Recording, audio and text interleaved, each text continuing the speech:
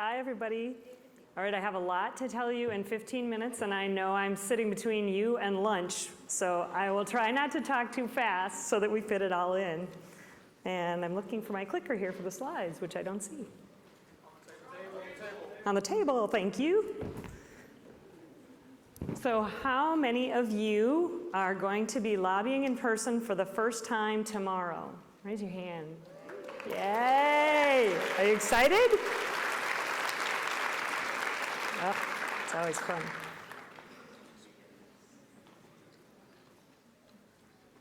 Get the right slide here.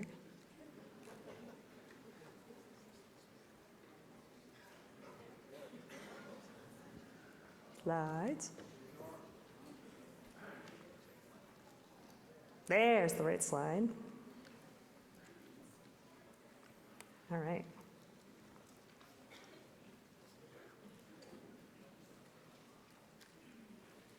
All right.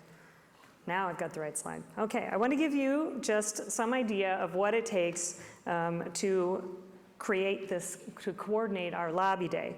So it takes over 3,000 unique assignments to put 920 lobbyists into 536 potential meetings, with over 400 dedicated volunteers that are scheduling all of these potential meetings. And I then coordinate with my 12 fellow regional directors, who in turn coordinate with their state coordinators, their group leaders, and their liaisons as we fit everybody into these meetings with shifting times, differing availabilities, and varying numbers of people from each district as constituents, sometimes too many, sometimes too few, and we want to make sure that no one has too many meetings and that everyone has a really valuable experience on Lobby Day. So you can see it gets a little complicated.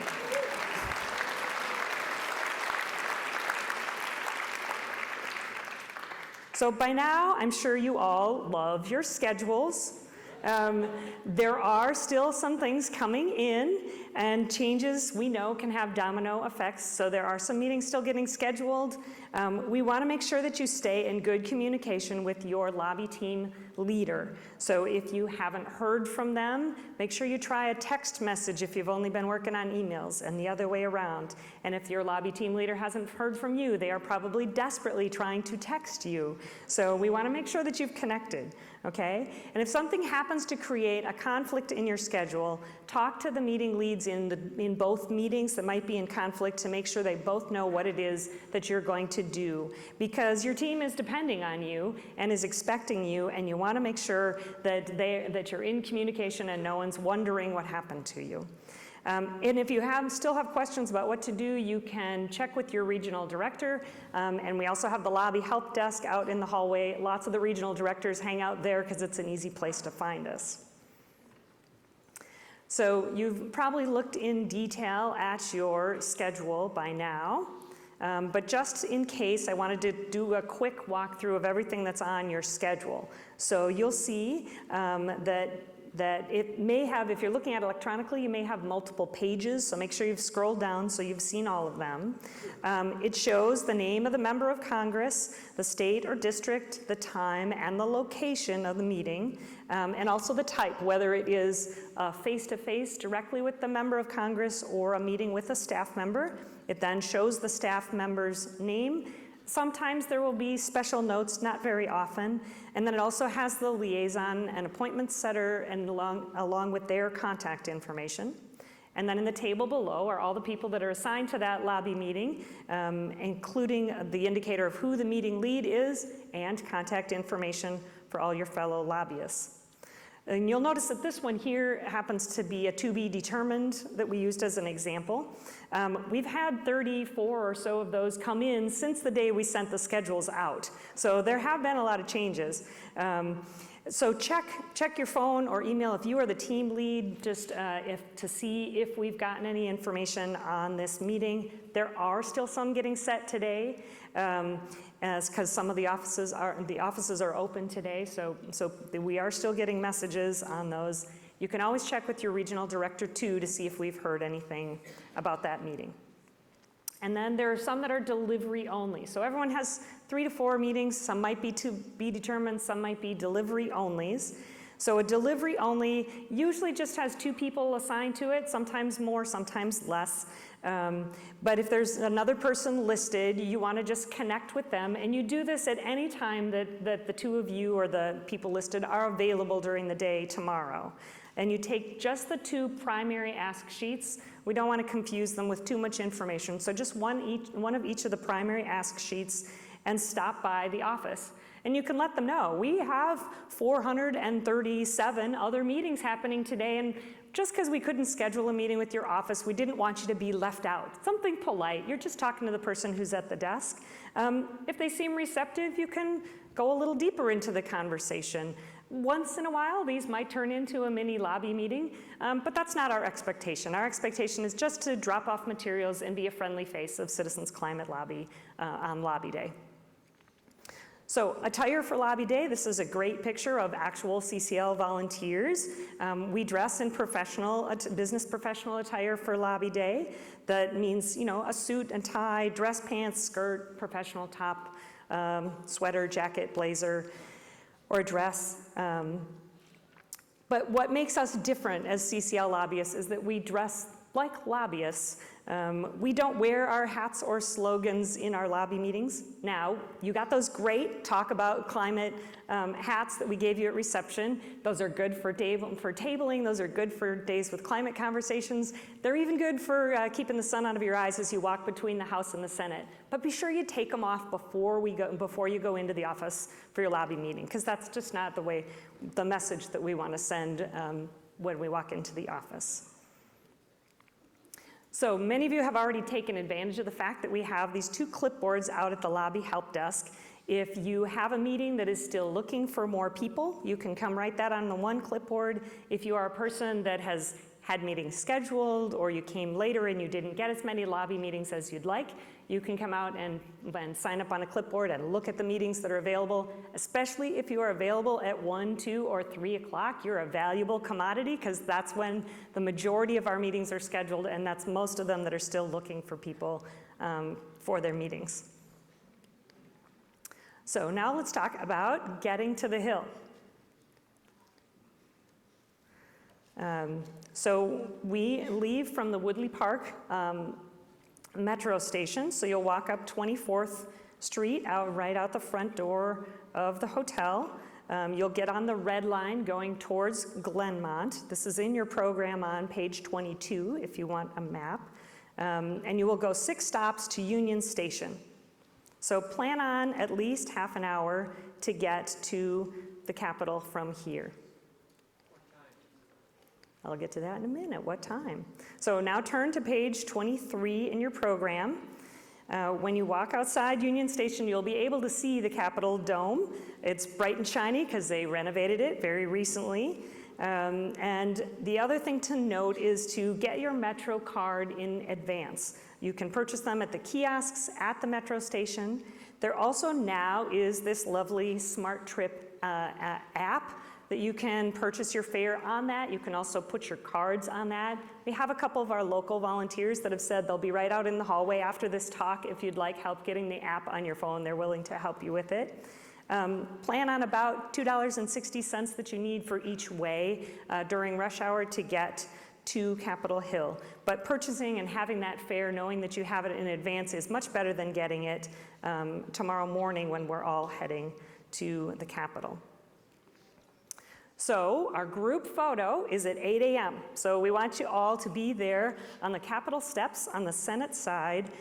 We absolutely love this opportunity to get a big photo of everybody dressed in their finest on Lobby Day, ready to go. So plan to leave the hotel by 7:30 to get to the Capitol on time for our photograph.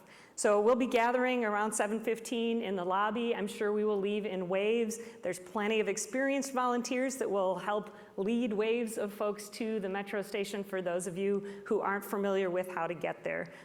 We will make sure that you won't get lost.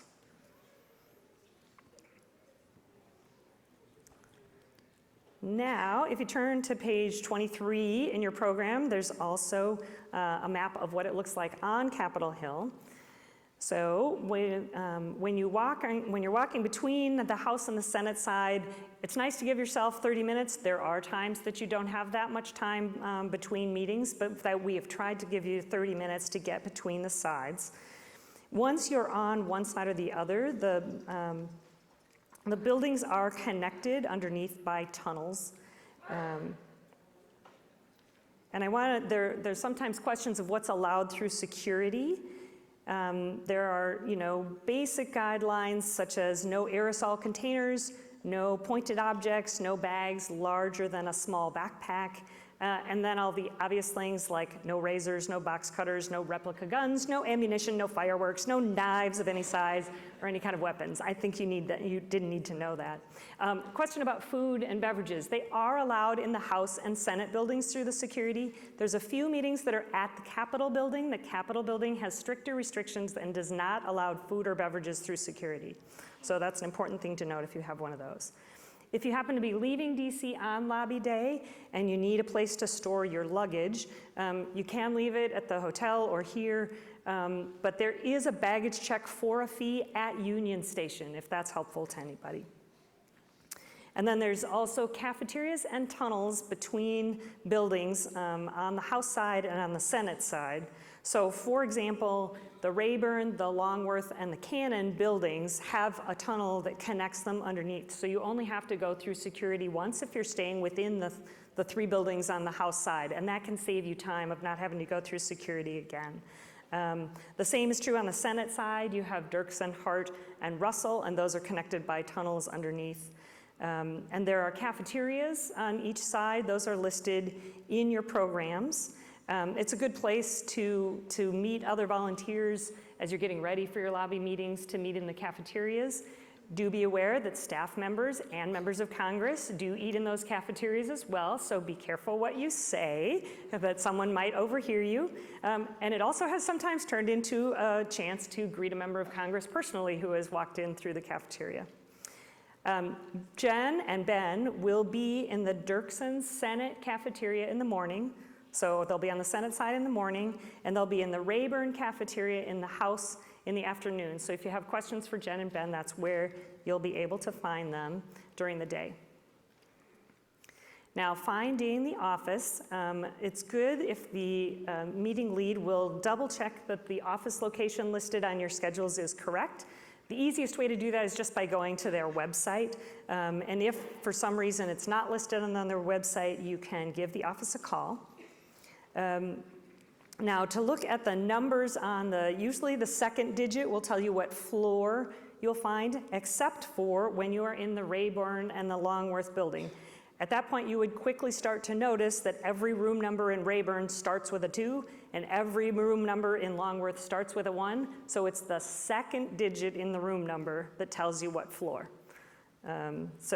Also, they're used to visitors in DC, so don't hesitate to ask someone in the hallway that looks like a staffer as you're lost and wandering around. They don't mind giving people directions. And I've also found that to be true when you're walking through the tunnels if you get lost at all.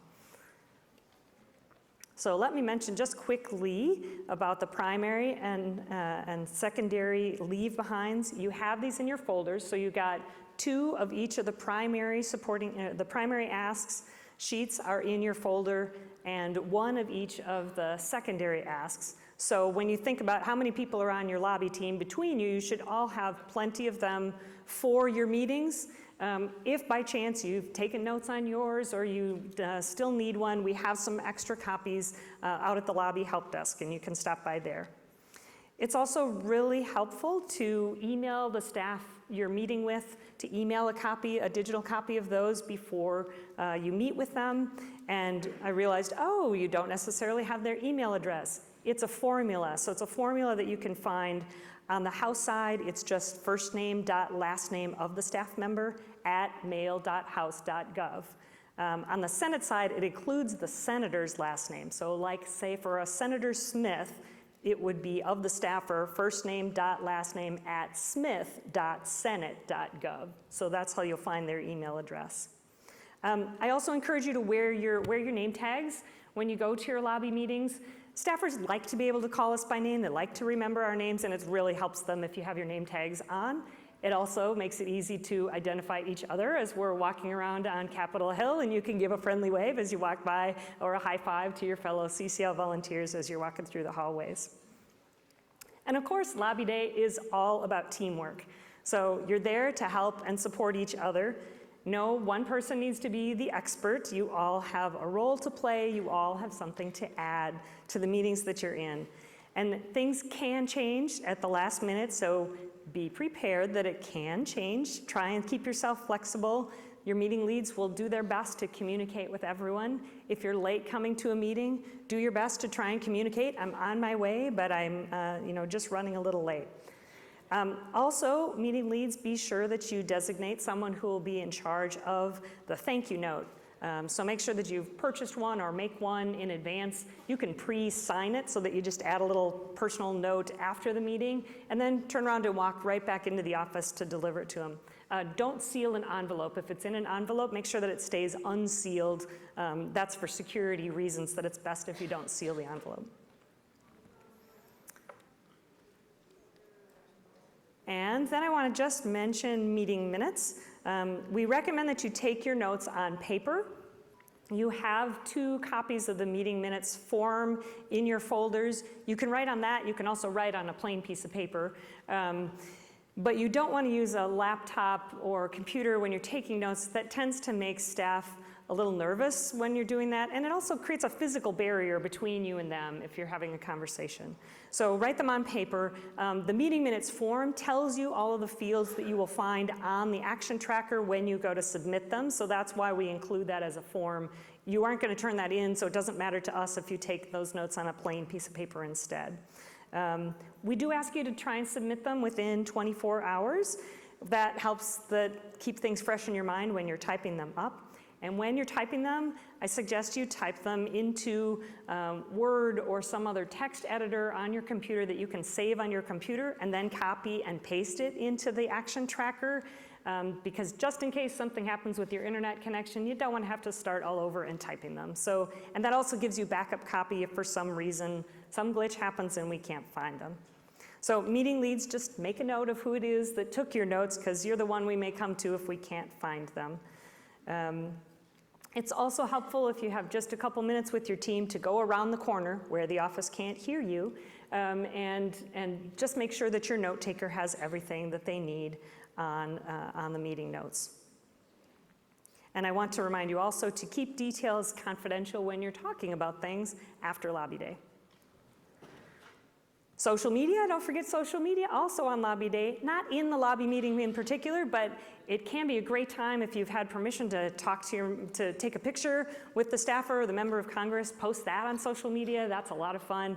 And as you're seeing each other walking around the Capitol, that's a great thing to post on social media as well. And then at 7 p.m. on Tuesday is our Lobby Day reception right back here in this ballroom. It's a great way to just share the excitement of Lobby Day and celebrate with each other. I'm always inspired by the stories of first-time lobbyists, so all of you that raised your hand, that's a little hint of we'd love to hear some of your stories of what it was like on your first Lobby Day. And we'll also be presenting the Franklin Wu Outstanding Youth Award at our reception. So with that, have a great Lobby Day, everybody. If you still have questions, you can ask your regional directors or stop by the table.